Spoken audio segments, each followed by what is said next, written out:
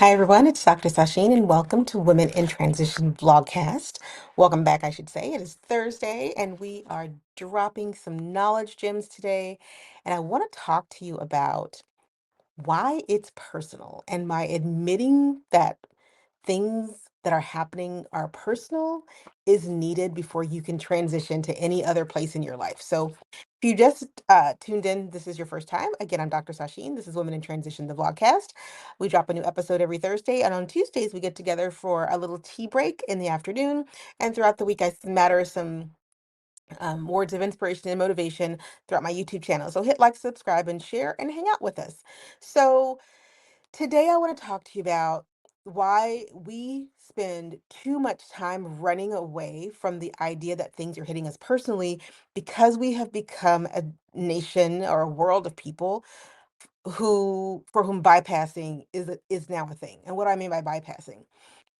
Far too often when we try to acknowledge what we think or feel about something, we are told that, oh, it's not as deep as you think it is, or it's not that big of a deal, or you just need to get over it, or this happens to everyone.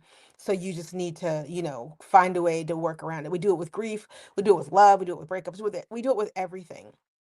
And so what I see in that is it leads to this belief that things are not very personal because they can't be, because we're not allowing people to feel deeply personally hurt by things. And when people do feel deeply personally hurt by things, we don't know what to do with them. We don't have any idea how to help people. So we just tell them that they're feeling too much. That You're doing too much. You're doing too much. No, people aren't necessarily doing too much. Now, I'm not talking about your dramatic people who are just dramatic for the heck of it, but I am talking about life. Life be lifing, and people get hurt when life be lifing. And not being able to sit yourself in your hurt and in your process of healing because you're being told to, speed it up and get a move on only prolongs the hurt, right? That's why people talk about things that happened to them years in the past, and you can still hear the hurt in their voice of the thing that happened because they weren't allowed to sit in that hurt. They had to just keep it moving and just pretend like it healed when it didn't. So I want to talk to you about this because I work with women. Um, some women, not all the women that I work with, but some of the women that I work with are coming out of a divorce. And one of the things that I always remind my clients of is that it's personal, right? Like when you are breaking apart a life with someone, it is personal. It is never okay to say, don't take it personally to people who are going through loss, right? Like people who are experiencing what for many, many people is the complete shifting of an identity that was once rooted with another person back into one rooted alone. And that is a personal journey that requires space and grace. And we don't want to give people space and grace these days. Okay, so I want to read to you a little excerpt. I wrote this book. It's real thin. You see how thin this book is? It's called So You're Getting Divorced. It's by moi. Moi, that's my little picture right there on the back. I wrote this book years ago. It's been years ago now. When I wrote this, and it's available on Amazon. There's a link if you want to get it. It's real simple. It's real short. It's like 50 pages. Because I wrote it because I felt like there were gaps in some of the things that I was experiencing when I went through my own divorce, when I divorced my ex-husband. So I wrote this little guide, little notes. It's called Notes on the Journey. And um, yeah, yeah. So anyway, in this book, I write truth number 4. So I have a section called um, Six Hard Truths That You Need to Face Now. And one of those truths, sorry, I have my shawls on because it's chilly this morning. One of those truths, truth number 4, says, hell yes, it's personal. Here's what I have to say. This goes along with owning your feelings. It is your divorce. It is personal. All of it. Every tear, every hearing, every meeting, every decision, everything. It all has impact on your life. So it's all personal to you. Don't let anyone tell you that it is not. The outcomes will have a direct impact on just about every aspect of your personal life for years to come.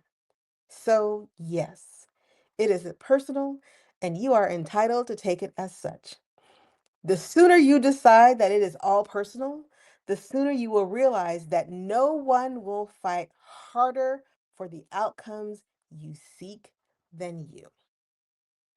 What I meant there, and what I tell my clients, whether we're talking about the divorce, or better when we're talking about them moving on into the life that they envision after the divorce, is that until you can take it personally, until you can sit with the feeling of betrayal, until you can sit with the anger of broken expectations, until you can sit with the feelings of failure, that this thing is over and I can't fix it, until you can sit with the righteous indignation of giving your all to something or someone who did not appreciate it, until you can personalize that, you look outside of yourself and hope that people will fight for you in ways that you yourself are not fighting for you. You are not fighting for you because you haven't personalized the moment.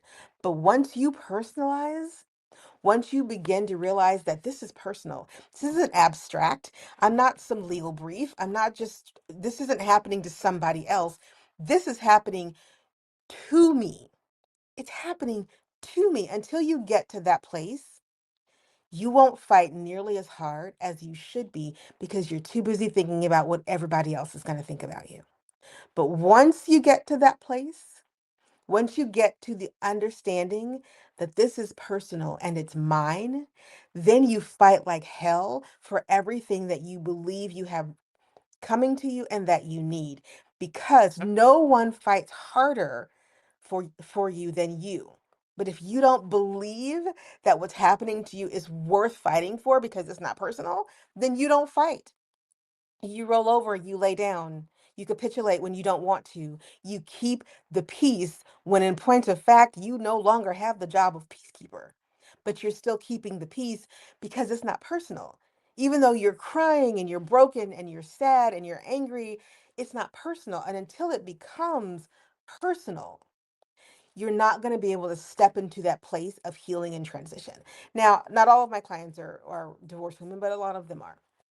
But the reason I think this is so important to all women who are transitioning from one phase of life into the next is until we recognize the true weight of something's impact on us, we don't actually have we don't have the push to fight back yet, right? So we lose our job, we lose a family member, we lose our relationships, something happens and our life needs to transition.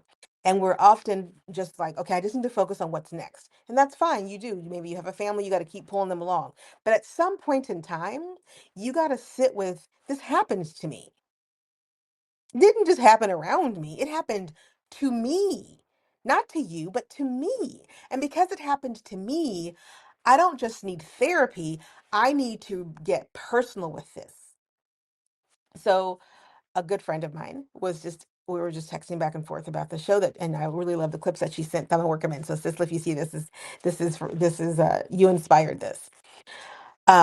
But the woman in the clips, her husband cheated on her, and she married him anyway. And as I'm listening to her talk about her relationship with her husband and her mother, what I hear so keenly coming through is, yes, he cheated on me, but he didn't, I mean, yes, he cheated on me, but people cheat. So it's not really, it's I can't take that personally. Ma'am, people people cheat on you. He didn't cheat with you on somebody else. He cheated on you with somebody else. You have to acknowledge, we all at some point in the pain of something have to sit and go, why did this happen to me? And far too often we want to say to people, oh, it's not you, it's them. Absolutely, that's true. It's not me, it is them. But he cheated on me, right? He didn't cheat on them. He didn't cheat on himself. He cheated on me. Or he broke up with me. Or she did this to me. The me in that equation, the you in that equation has to sit with that, because when we don't acknowledge that he didn't do this to some other person, he did it to me, then when we can't personalize that, I didn't say internalize. And this is where we start to trip ourselves up. You don't get to internalize that bad behavior as a slight against you, but you damn sure need to acknowledge that it happened to you. It happened to, not the other person. It happened to you. And if you can't acknowledge that it happened to you, how do you heal from it? Instead of carrying that baggage into your next relationship, how do you not stop and go, did I do anything to deserve this? Absolutely not. Did it still happen to me? Yes, it did. Now, why? Is it because they were a hurtful, terrible human being? Absolutely. Great. Did I see some signs that maybe I decided I could ignore? Now, this woman's husband cheated when they were still a fiance. Huge red flag, right? Huge, huge, huge red flag. But sometimes there are subtler red flags, right? That we choose to ignore because what we want is right there. And it's more important to get what we want than to save ourselves from what we want. Let me say that again. Sometimes it's more important to get what we want than to save ourselves from what we want. But the reality is, you can't absolve yourself from saving yourself. That is on us. The personal nature of our own salvation has to start with acknowledging that when shit happens, it happened to us. It's personal to us. It's not an abstract concept, it is a real reality. And then, and only then, can we start the transition of, okay, the road that I walked to get to this point, my own personal journey, led me to that point. And perhaps in that journey, I put some blinders on based on past experiences, based on who I was dating, and who I was dating, based on whatever the case may be. But my journey up to this place of hurt, up to this personal place of hurt, was personal, right? Like, my journey is my own. So I get to this place of hurt. And if I don't acknowledge that I'm hurting, and one of the reasons that I'm hurting is because I'm trying to divorce myself from the personal, and not acknowledge that my journey got me here. So maybe it's a good idea, before I take a step onto a new path, open a new door, start writing a new chapter, I sit with the reality of who I am. I am who I am, and how my life needs to look different so that this never happens to me again. And so as I walk through the door to my next best chapter, I am not bringing the baggage of pain with me, because I've decided to tuck it away, because it's not personal, right? It's not personal. It's just going to impact every aspect of my life for the next however many years on the planet. And I'm just going to unpack this baggage I'm carrying around multiple times over the next few years, because I'd rather unpack that baggage than to admit, this shit happened to me and it hurt me. And it hurt me. And I didn't recover well, because I didn't stop to say it hurt me. I said, I'm okay. It's not personal. I said, I can handle it. Everybody cheats. I said, you know what? People lose jobs all the time. Who cares that I invested all of this? I'm going to go do this instead. Instead of stopping and acknowledging the personal nature of trauma, we share it collectively and hope that will absolve us of needing to do the work. It doesn't. It doesn't. The divorce rate is 50% for first marriages, 60% for second. The reason the second marriage divorce rate is so high, I believe, my opinion, is because we just carry the baggage from the first into the second. Because after all, everybody goes through something. I'm gonna unpack just enough of it to make it seem like I've done the work to go fall in love again. I haven't, because I haven't said it's personal. I have been watching the rollout of Cardi B, Am I the Drama, which is a great CD, by the way. But then I am the drama, so I would like something. So I like it. But I've been listening to her talk about her marriage. And And listening to her talk about her marriage, you can hear when she realized that this was personal. Like, he wasn't cheating in abstract, right? Women were literally ending up inside her marriage, right? And you can hear her talk about the very personal realizations of, I was friends with these women and some of them were sleeping with my husband. She's not bypassing the very personal nature of infidelity that was playing out not just in our face, but in her face, right? Because often we hear about celebrities talk about infidelity like it happened out there. Yes, they're impacted by it, but it really kind of happened out there. And the whole world got to see it. Like we were learning about all this together. But she talks in a very raw way on the album and in person, a very raw, personal way, like it was right here. I couldn't run away from it. And instead of allowing it to be personal and help me get the hell up out of there, I gave him a son because I was trying to bypass what was really a personal attack on me. That was a personal attack on that woman. It wasn't just infidelity, it was a personal attack on that woman. Because I've said this many times. When the infidelity happened, he didn't cheat on you with somebody, he didn't cheat with you on somebody else. He cheated on you. On is a very powerful word here. He cheated on you with somebody else. He dumped on you with somebody else, right? So she's going to get to walk away fairly unscathed, but you have to carry now this well that he dumped on, and you've got to figure out how to carry that. And my response to that is you don't actually figure out how to carry it indefinitely. You figure out the parts of that that you need to heal in yourself so that you don't have to carry it on any further. And then you leave the rest of the baggage for him because it was his anyway. Now, I don't want to make this all about infidelity and divorce, but I did want to point out, like, I wanted to talk about the Cardi album because I think it's great, but also her rawness and talking about it in a way that makes it very personal. She's not bypassing not only what he did to her, but what she did to make it okay. How she rationalized, right? Making it okay because all too often what we hear and what we will say to people is everybody cheats. Everybody cheats, and you just got to figure out how to handle infidelity. I don't know about you all, but generations behind us, the Papa Was a Rolling Stone wasn't just an album, right? Like there were babies all over the place. I remember growing up to babies all over the place sometimes, uncles, right? Like I remember that. And so when somebody very personally acknowledges that this happened to me. Like, this is not some abstract thing. This happened to me. And this is how I handled it. And it's not nice and it's not pretty and it's messy. And now I get to leave it behind because one of the reasons I think that Cardi gets so much pushback from people is that she's very clearly like, this happened to me. This is who I am. I handle it this way. Is it pretty? Nope. Is it messy? Yep. Should you handle it this way? Probably not. But I'm gonna leave this behind now because I can see in the mess the personal pieces that I need to fix. Those personal pieces.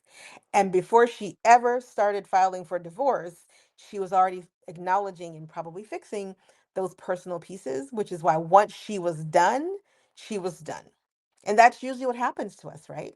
Once we're done, we're done. Once we're ready to walk, we're ready to walk. But if we never acknowledge how personal the pain is and then focus on fixing the personal part of that pain, then all we're doing is packing those bags to take with us into the next thing. And that next thing is going to look a whole lot like this thing that we just left because we didn't do any of the personal work of healing our personal trauma. And we can share trauma for the rest of our lives, or we can say, and I like this one much better, I'm going to leave these bags here because they're not actually mine. They're not actually mine.